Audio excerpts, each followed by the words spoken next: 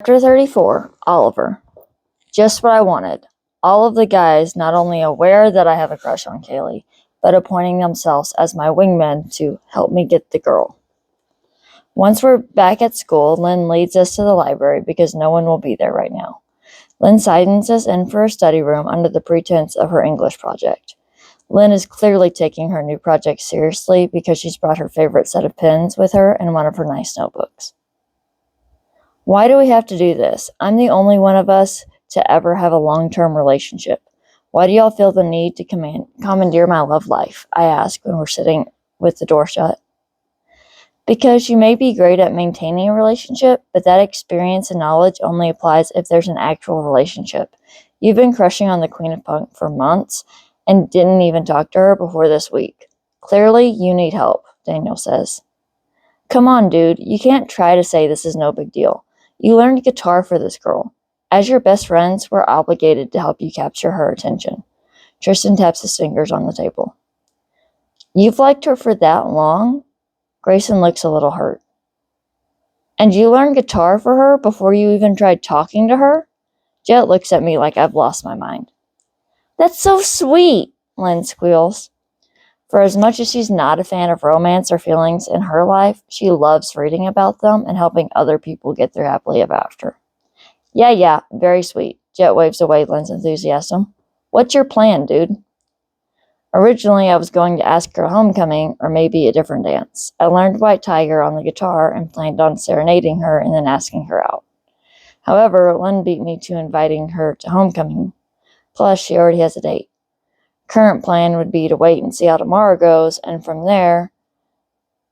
from there. If she and Carter are only going as friends and there doesn't seem to be anything more between them, maybe try to fill out the possibility.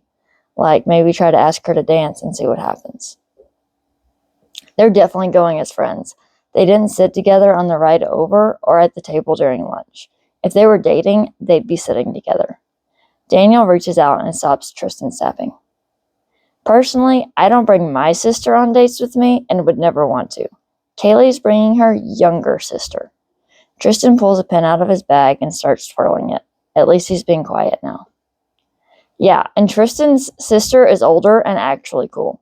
Jet rocks back in his chair. You only say that because you think she's hot, Grayson says. Jet shrugs in response.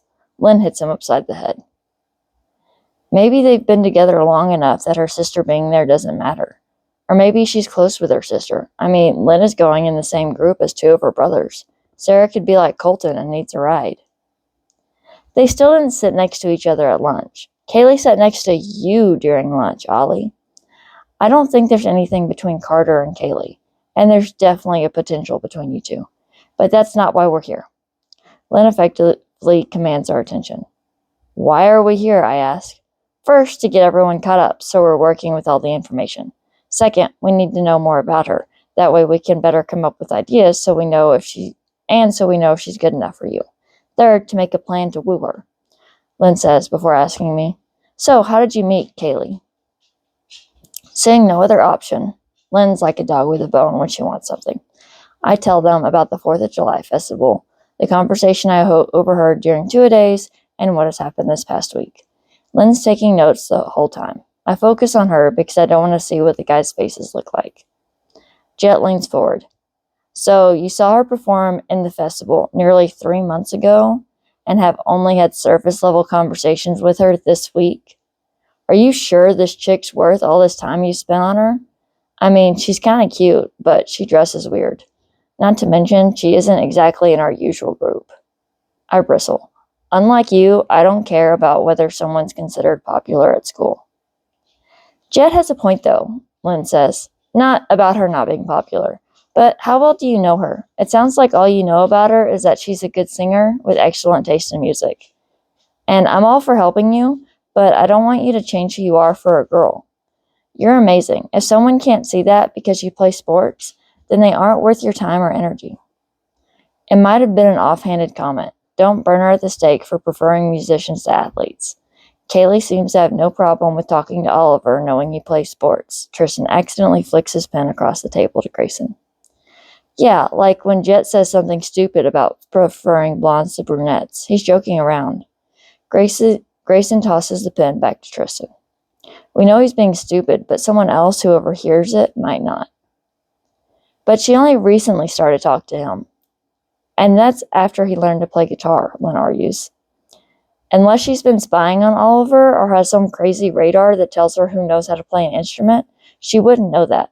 We're his best friends, and we didn't know until this week, Daniel says. It's not like there has been any physical or obvious change because he learned guitar. Fair point, Lynn concedes. Do you know anything else about who she is as a person, or are we basically starting from scratch? Considering this is the first week I've talked to her, and you already know about each interaction we've had, you should know the answer to that. The first priority is recon, Lynn says. We need to know more about her. I told Andrew to find me for third quarter tonight so I could explain football to him. I could have him invite Kaylee and Carter to try to find out more about them. And you can invite them to fifth quarter after the game, too. Jet spins around in his chair. Fifth quarter is something Mama Kingston started at their church when we hit junior high. It's an alternative to going to an after party after home games. That will make your mom happy and get her more on board with us going to Josh's party tomorrow, Tristan says. Sounds good, and since Mom insisted on all the girls getting ready together tomorrow, I'll be able to get to know her without her best friends around. Lynn reaches out and stops Jet's chair from spinning. Won't Andrew be at your house to work on your project? Daniel asks. Oh yeah, Lynn nods. Maybe he can hang out with Xander for a bit. I'm going to owe him so much by the time homecoming is over. Are we finally done analyzing my love life, I ask. I'm pretty sure Lynn's lost the attention of the table anyway. For now, assuming everything goes well, we'll have to figure something out for you to dance with Kaylee at the dance, Lynn says. She writes a few more notes down in her notebook. I'm not worried about what she wrote down, because Lynn uses some weird shorthand that when she writes notes for personal things. Once we found her diary and we were going to read it. It was just a jumble of letters, numbers, and symbols, and complete gibberish. Jet confronted her about having a bunch of nonsense written in her diary. She said that if she wanted us to know what was in there, she'd have written it where we could read it. We spend the rest of fifth period talking about nothing in particular, which is a relief, especially since I'm already a bit nervous about seeing Kaylee in English. I'm glad that at least none of the Knights are in class with us. I don't know how I feel about them being in the same class as Kaylee and me when they know I have a crush on her. I leave the library a bit early to get to my class before the bell rings, enjoying the halls being empty. I see Kaylee and head in her direction. She's facing away from me and talking to some blonde guy who looks vaguely familiar. What happens between Oliver and me isn't any of your business. What I do outside of the band isn't any of your business, Kaylee is saying. The guy she's talking with notices me walking up to them and smirks. With the help of Kaylee's words, I recognize him as the guitarist in her band. Interesting that I've never seen you talk to Oliver before, but now you're talking, flirting, and going to homecoming together, he says, still smirking. His words surprise me. I want to say something to announce my presence, but can't get words to come out of my mouth. Kaylee crosses her arms. None of your business. Leave me alone. Here comes your white knight to scare off the big bad wolf. He makes eye contact with me. Kaylee spins around to see what he's talking about. Oh, hi, Oliver. She steps next to me, looking startled and unsure of what to do. I wrap my arm around her shoulder, hoping I'm reading the situation somewhat correctly. I look down at the guy, enjoying that I'm a few inches taller than him. Can I help you? Not at all. You're already providing free entertainment. He tilts his lips in a somewhat condescending manner. Before he walks away, he says, Kaylee, I'll see you when he gets bored. I look at Kaylee. Her face is a mask. I have no idea what's going on or how she feels about it. I wish I wasn't so confused and could just enjoy being this close to her. What's his problem? I ask her. That's James. He's a jerk. She pulls away from me and tucks hair behind her ear. Sorry about all of that. Has he been bothering you? I loop a finger through my belt loop, feeling awkward and unsure of what to do with my hands. I can handle James. He's being moody because he saw you give me the garter this morning. He jumped to the other conclusions on his own. I haven't been telling people we're going to homecoming together or anything. Okay, aren't you going with Carter? But we're just friends. Everyone knows that, including James. An idea occurs to me. Would it help you get James to leave you alone if we went to homecoming together? I mean, if that'd be okay with Carter. I try to look nonchalant instead of nervous. You don't have to pretend to be my date to the dance to help me deal with James.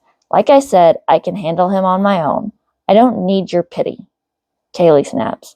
I raise my hands up in surrender. I'm just trying to help. We're eating together and arriving together anyway. It's not like it'd be a big deal if I sat next to you at dinner and danced with you at the dance. It'd be great to have the chance to be close to Kaylee and get to know her better without all the pressure of asking her out on a date.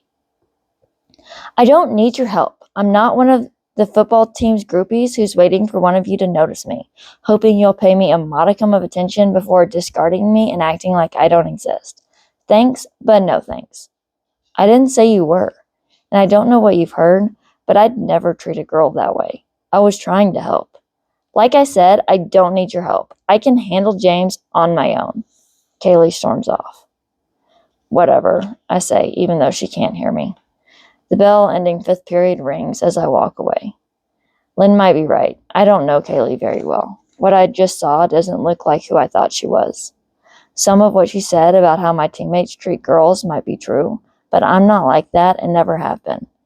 I've always been completely committed to any relationship I've been in.